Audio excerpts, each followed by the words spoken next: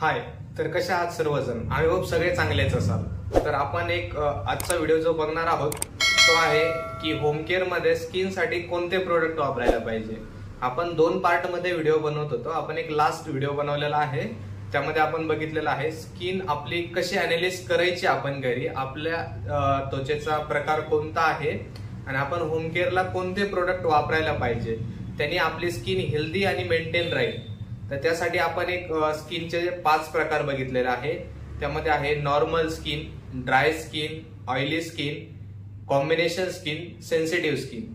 तर आपण प्रत्येक स्किनला कोणत्या प्रकारचे फेसवॉश असेल, मॉइश्चरायझर असेल किंवा सनस्क्रीन असेल, कधी वापरायला पाहिजे आणि काय वापरायला पाहिजे हे आपण आजच्या व्हिडिओमध्ये बघणार आहोत.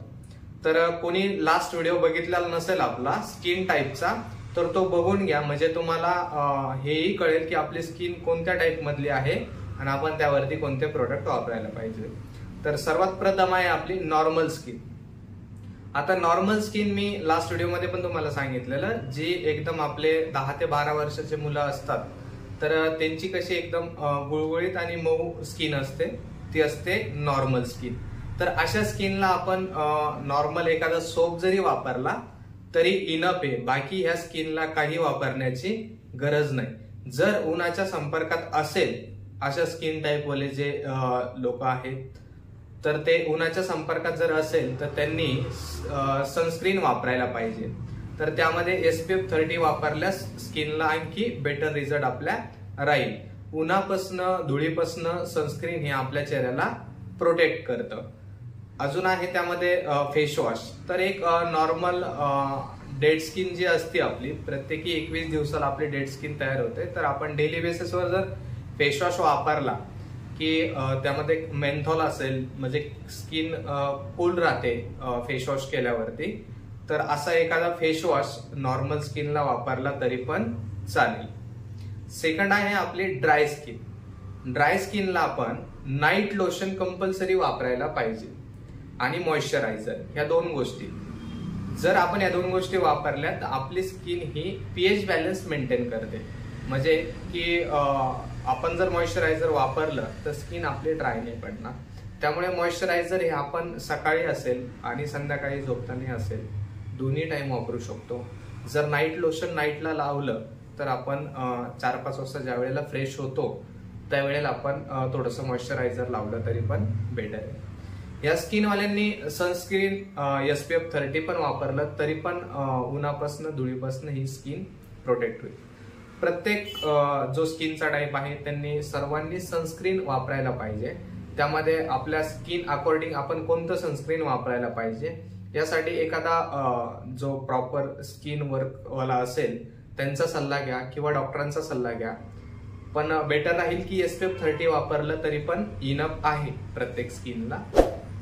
ज्यांची ऑइली स्किन आहे त्यांनी थोडंसं ऑइल रिड्यूस राहील अशा प्रकारे जो फेसवॉश भेटतो तो वापरायला पाहिजे. त्यांना मॉइश्चरायझर वापरण्याची गरज नाही, नाईट लोशन वापरण्याची गरज नाही.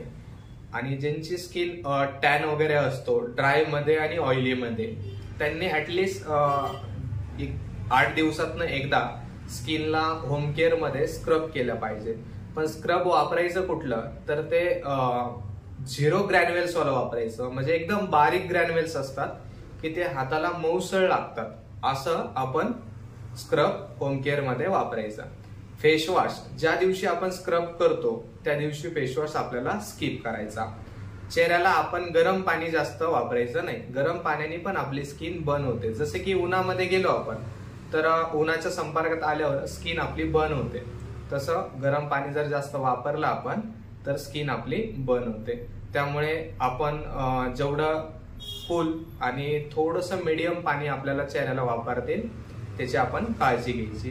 त्यानंतर जी कॉम्बिनेशन स्किन आहे त्या स्किनला आपण नॉर्मल फक्त एक फेसवॉश जरी वापरला, 8 दिवसातनं एकदा एक स्क्रब केलं तरी पण इनफ आहे. जी सेन्सिटिव्ह स्किन आहे त्या स्किनवरती आपल्याला स्क्रब वापरायचं नाही, फक्त आणि फक्त फेसवॉश. जो सेन्सिटिव्ह स्किनसाठी फेसवॉश भेटतो, तुम्ही प्रोडक्ट कुठल्याही कंपनीमध्ये घ्या, पण आपल्या स्किनचा जो टाईप आहे त्या टाईप अकॉर्डिंग प्रोडक्ट घ्या.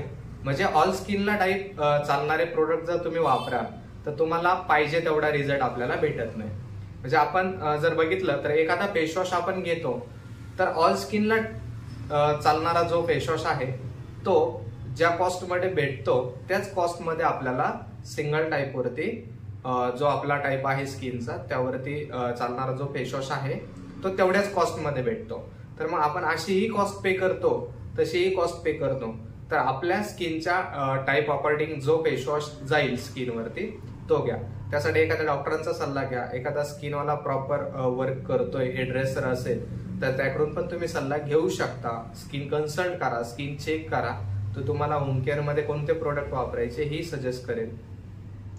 आता या स्किनवरती कंपल्सरी आपल्याला SPF 30 वापरायचा आहे ऑल स्किनला. बाकी फेसवॉश हा आपल्या स्किन अकॉर्डिंग आपण मी लास्ट व्हिडिओ जो दाखवलेला आहे तुम्हाला युट्यूब वरती आहे, ज्यांनी बघितलं नाही त्यांनी बघून घ्या म्हणजे आपल्याला कळेल की आपली स्किन कोणत्या टाईप मधली आहे. तर फेसवॉश आपल्या स्किन टाईपवर जो जाईल तो घ्या. ऑइलीवाल्यांनी ऑइलीचा घ्या, सेन्सिटिव्हवाल्यांनी सेन्सिटिव्हचा घ्या. आणि स्क्रब हे 0 ग्रॅन्युअल्स वाला वापरायचं 8 दिवसातनं एकदा. सेन्सिटिव्ह स्किनला, नॉर्मल स्किनला वापरण्याची गरज नाही.